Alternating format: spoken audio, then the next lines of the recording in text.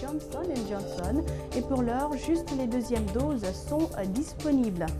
Et puis 50 millions de francs CFA, c'est la somme que l'État guinéen est sommé de payer à Dame Fanta Cissé. Ce dossier dont la décision a été rendue plus tôt par la Cour de la CEDEAO traîne depuis quelques mois maintenant et vous entendrez son avocat dans ce journal.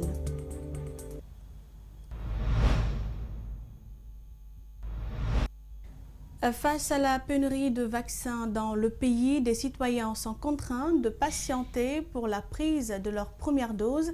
Et sur plusieurs sites de vaccination, ce lundi matin, les agents vaccinateurs n'administrent que les deuxièmes doses aux personnes qui ont déjà reçu les premières. Et selon l'Agence nationale de sécurité sanitaire, 2 millions de vaccins Johnson & Johnson sont attendus à Conakry dans les jours à venir. Ali Badara Camara et Aluba pour le constat.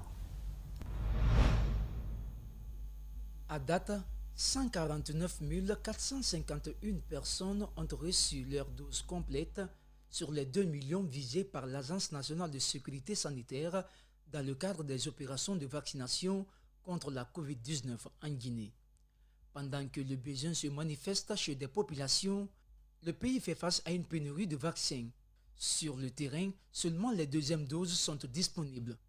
Au Palais du Peuple ce matin, les vaccinateurs ne prennent que les candidats à la deuxième dose. Tous ceux qui ont pris le vaccin aujourd'hui n'ont pris que leur deuxième dose, à savoir le Sinopharm et le Sinovac. Commencez par le site du Palais. Disons dans toute la Guinée aujourd'hui, il n'y a pas de première dose pour le vaccin d'abord, pour le moment. Même réalité sur ces sites de vaccination dans la commune de Dixine. Ici, depuis 2 jours, les agents vaccinateurs n'ont pas reçu de vaccin pour les premières doses. Touré Mohamed a été longuement acculé par sa mère pour se faire vacciner contre la COVID-19. Ce matin, il décide de se rendre sur ce site pour sa première prise. Mais vu le manque de vaccins, il est obligé de repartir.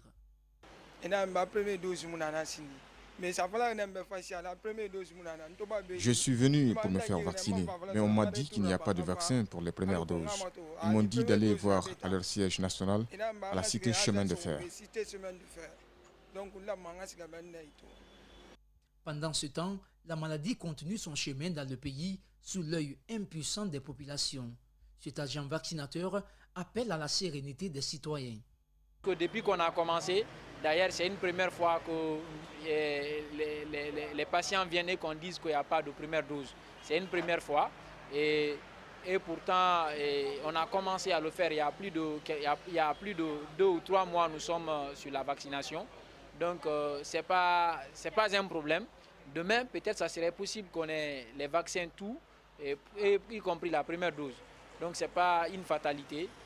Sur 1169 personnes testées ce 24 juin, 39 cas ont été confirmés et le pays enregistre 359 cas d'hospitalisation avec un cumul de 168 cas de décès hospitaliers. Autre fait de l'actualité, on avait presque oublié les manifestations politiques, mais voilà que la question revient sur la table. Ce n'est pas le FNDC, mais les jeunes de l'UFDG, irrités contre la détention des responsables du parti, demandent à leur leader de reprendre les manifestations politiques. Cellou Dalein Diallo n'a pas donné une réponse claire, mais il a promis d'examiner la demande auprès de son bureau politique. Mamadou Saluba et Abdoulaye Kamara. 9 mois sont passés sans aucune manifestation politique. Mais ce répit pourrait bien être entamé car le comité national des jeunes de l'UFDG demande la reprise des manifestations politiques. L'annonce a été faite lors de l'Assemblée générale virtuelle du parti. Au nom de l'ensemble des jeunes du parti, m'a demandé de vous dire qu'ils veulent que les manifestations politiques de l'UFDG reprennent.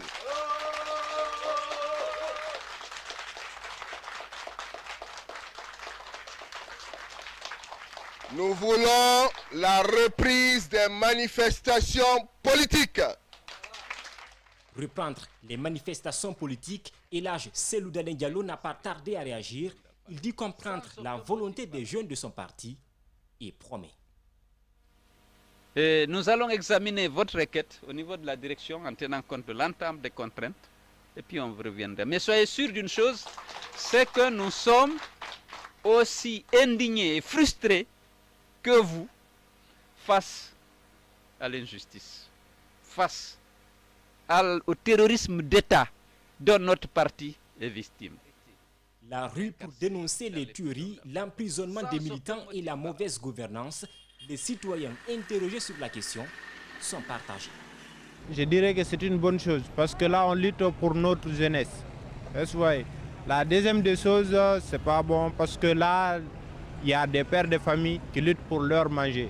Il y a les démarches à suivre pour les faire sortir en prison, mais pas par les manifestations. Vous savez comment les manifestations se passent habituellement en Guinée. Donc on peut dire que c'est pacifique, mais finalement ça termine par la violence. C'est nos jeunes frères, nos petits de moins de rien qui sont au cimetière aujourd'hui. Il n'y a pas eu qu'on appelle d'investigation au niveau de la justice. Rien n'est en place, quoi. Donc, en réalité, moi, les enfants n'ont qu'à essayer d'étudier ou de voir autre chose. Les jeunes de l'UFDG vont-ils réussir à convaincre les responsables du parti? Une réponse pourrait être donnée dans les jours à venir. Les dossiers sensibles, les tribunaux guinéens ont souvent du mal à rendre justice aux citoyens. Ces dossiers, une fois transmis à la Cour de la CEDEAO, l'État est condamné à réparer des torts infligés à ses propres concitoyens. Le cas de Dame Fanta Cissé en est une parfaite illustration. Mamadou Sadio Baldé et Lamine Silla ont interrogé maître Pépé Antoine Lama pour évoquer les 50 millions de francs CFA que le pouvoir de Conakry est obligé de payer. Suivez. En 2010, Dame Fanta Cissé a été poursuivie pour homicide volontaire par le tribunal de Mafanko. 5 années plus tard, elle est condamnée à 12 ans de prison. Son avocat relève appel, le tribunal commet des manquements. Les années passent et la dame toujours en prison. La cour de la CEDEAO sera saisie. 2 années après, j'ai fait des relances. Je n'ai pas été entendu. Nous avons perduré dans ça jusqu'à 2 ans et demi. Face à cette situation inadmissible, inacceptable, qui frise une détention préventive. 2010-2021, Fanta Cissé a séjourné en prison. 11 longues années pendant lesquelles toutes les étapes de la procédure ont été faussées. Le tribunal supranational a tiré les conséquences du droit en sa faveur.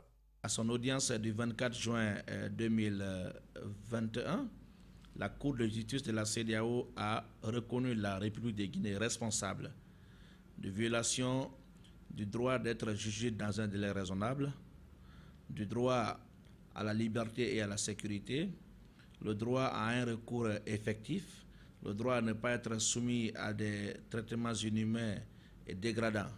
Conséquemment, la Cour a alloué la somme de 50 millions de francs CFA à Dame Fanta Cissé à titre de réparation.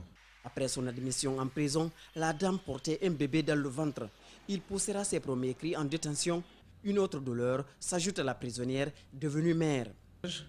Que Fanta Cissé est entrée à la maison centrale en état de famille.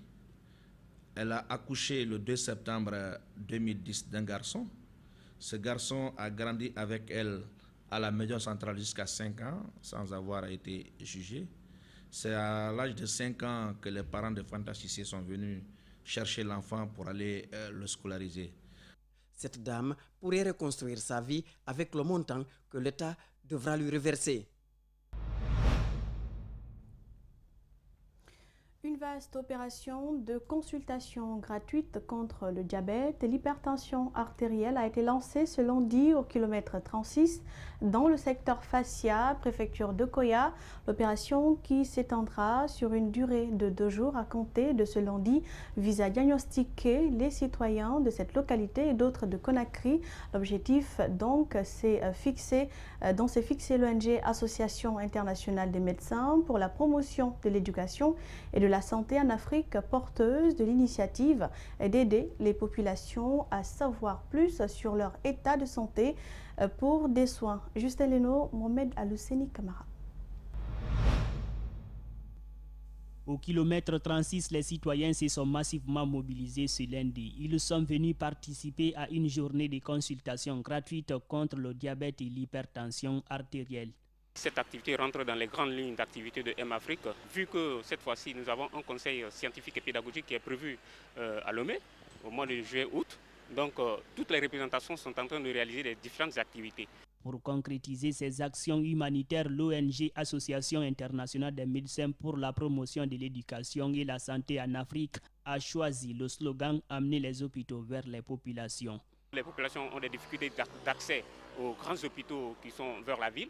Donc nous avons décidé d'agir dans ce sens afin que la population puisse bénéficier des actions de M-Afrique. Comme pour dire que les citoyens ont aussi droit aux soins médicaux de qualité contre le diabète, l'hypertension artérielle et d'autres maladies, même une fois chez eux à domicile.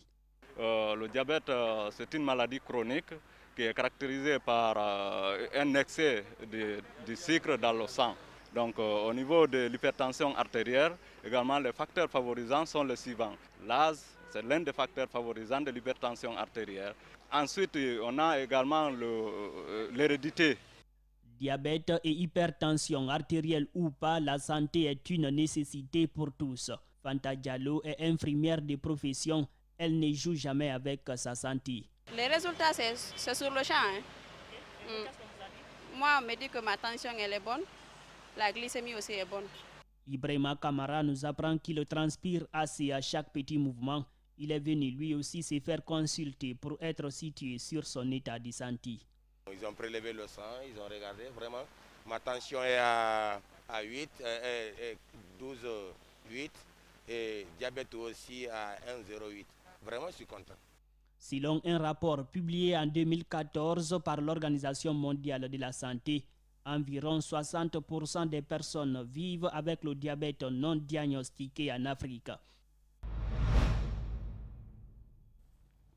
Un reportage de Justin Leno. Nous parlons éducation à présent dans ce journal. Lancement ce lundi de la campagne de sensibilisation des enseignants guinéens aux procédures d'accréditation du Conseil africain et malgache pour l'enseignement supérieur CAMES. L'objectif est de permettre aux enseignants guinéens de mieux préparer leur dossier de candidature pour les différents grades de cette institution.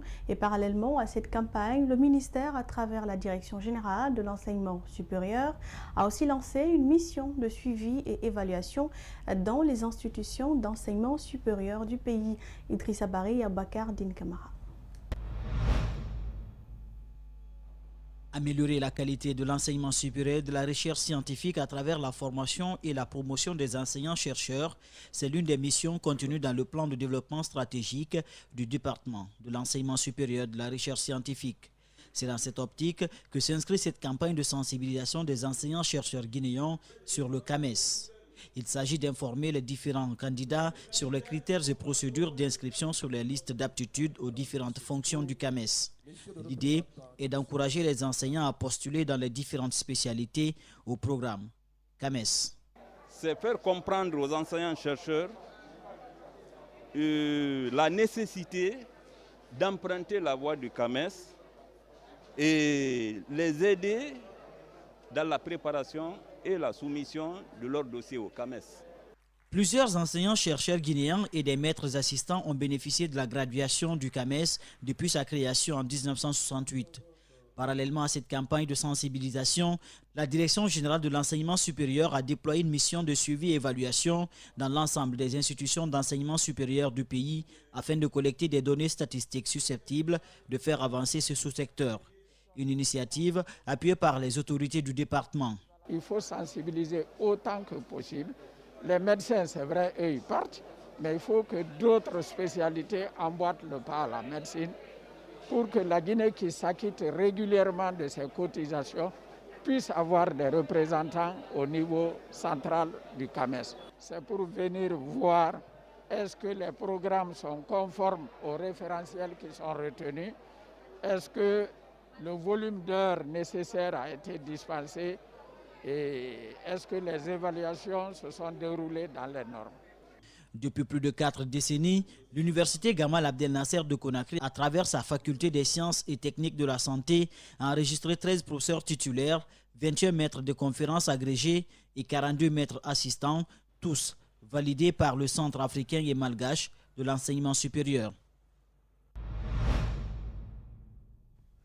Reportage d'Idriss Barry, journée d'assainissement au quartier Sangoya Mosquée dans la commune de Matoto. Et c'est une initiative de la CONAG, la Coordination nationale des acteurs de l'assainissement de Guinée, avec l'appui du programme Sanita Ville Propre Enabel. C'est dans la commune de Matoto, précisément au quartier Sangoya Mosquée, que l'activité a été lancée devant les autorités communales. Mohamed Valek Touré et Yacouba Traoré. C'est une initiative mise en place par la Coordination nationale des acteurs de l'assainissement de Guinée avec l'appui du programme Sanita Ville Propre. Cette journée d'assainissement du quartier Sangoya Mosquée s'inscrit dans le cadre du plan d'information, éducation et communication à travers la campagne Mon quartier propre. L'objectif est de prioriser les bonnes pratiques de gestion des déchets et l'augmentation de l'adhésion des ménages au service de pré-collecte. De façon volontaire, nous allons venir non seulement rendre opérationnelle la ZTT, mais faire en sorte que vraiment les différents secteurs qui taraudent autour de cette ZTT, qu'on puisse éliminer les différents points noirs. Donc c'est une alerte donnée à la population pour que chacun, à travers les chefs de quartier qui sont là, les chefs de secteur qui sont là, ils n'ont qu'à essayer de les accompagner. Avec l'appui du programme Sanita Ville Propre, c'est le quartier Sangoya qui a bénéficié de ce programme. Il vise à contribuer au développement économique et social à travers le renforcement de la résilience des populations et l'amélioration de la qualité de vie des citoyens. Il est donc impératif que les citoyens s'abonnent au PME, une décision déjà prise par la mairie de Matoto qui compte mettre en place une équipe de suivi et évaluation. Ce que j'ai à dire à mes citoyens, c'est désormais s'abonner. Ils doivent tous s'abonner pour que la commune, le quartier soit propre. Il faut l'abonnement de tout le monde, sans exception. On n'a plus le droit de prendre les ordures pour les jeter dans les fossés ni dans les rues. On n'a plus ce droit-là. Notre droit, c'est de s'abonner. La zone de transit et de tri ZTT de Sangoya Mosquée entre dans le cadre du déploiement de la stratégie d'appui à l'amélioration du taux de pénétration des PME dans les zones de collecte. Sanita Ville Propre appuie la CONAG en collaboration avec la commune de Matoto pour le nettoyage des points noirs. Sanita a conçu également une stratégie d'appui à la pénétration, d'appui à l'amélioration du taux de pénétration dans les quartiers. La campagne Mon quartier propre est un volet du programme Sanita Ville Propre financé par l'Union européenne et mis en œuvre par l'agence de développement belge Enabel. L'objectif de ce programme est d'améliorer l'accès aux services d'assainissement de base des populations urbaines de quartiers de Conakry et de Kindia. Elle vise spécifiquement à améliorer la gestion des déchets solides et l'entretien courant des voiries de drainage basés sur les objectifs fixés dans le plan communal de gestion des déchets solides.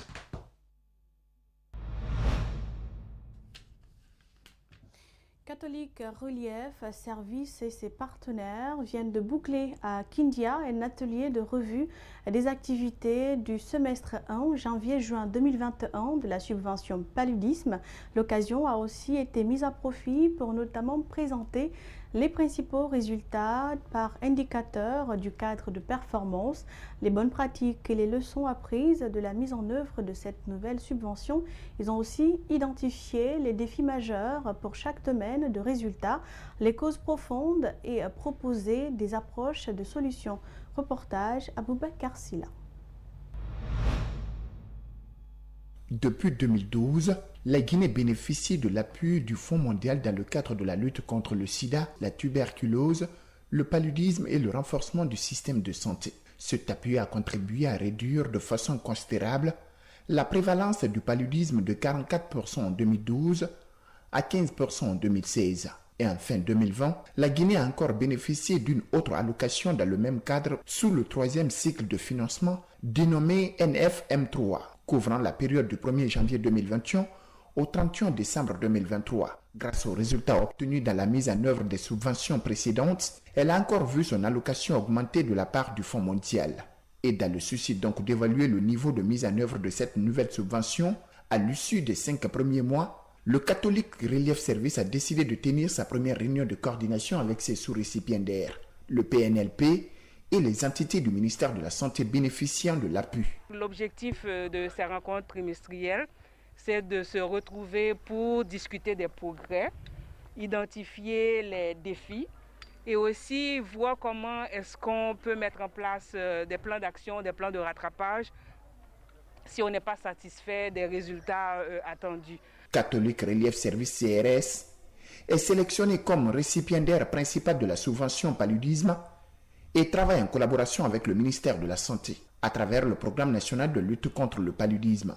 Tenue du 22 au 25 juin, cette réunion de coordination a connu la présence des différents représentants des organisations partenaires impliquées dans la mise en œuvre de projets de renforcement des services de lutte contre le paludisme et du système de santé en Guinée. Les acquis de cette audience, j'allais dire, c'est qu'on a pu regarder qu'est-ce qu'on faisait bien et surtout partager entre les uns et les autres quelques bonnes pratiques. Comme prochaine étape, nous voulons la perpétuer. Cette réunion de coordination a été un espace d'échange, de dialogue pour relever les défis après les avoir identifiés et amener le pays d'ici 2023 vers la préélimination en réduisant la mortalité et la morbidité liées au paludisme de 50% par rapport à 2016. Ce défi, c'est de réussir effectivement, à l'image de certains pays, à éliminer le paludisme en tant que première cause,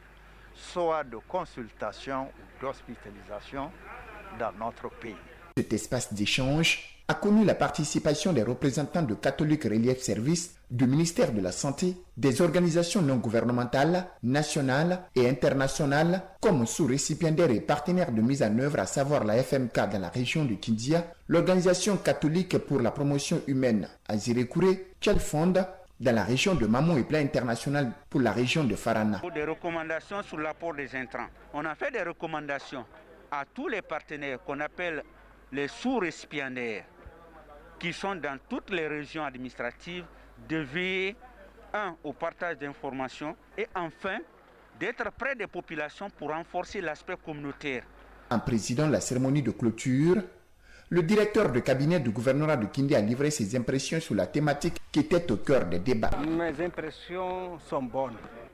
Le paludisme est l'une des causes de mortalité au niveau de la Guinée en général et en particulier au niveau de notre région. Cet exercice a permis à CRS et ses partenaires de partager les bonnes pratiques, identifier les goulots d'étranglement et mettre en place les pistes de solutions en faveur de l'amélioration de la mise en œuvre du projet.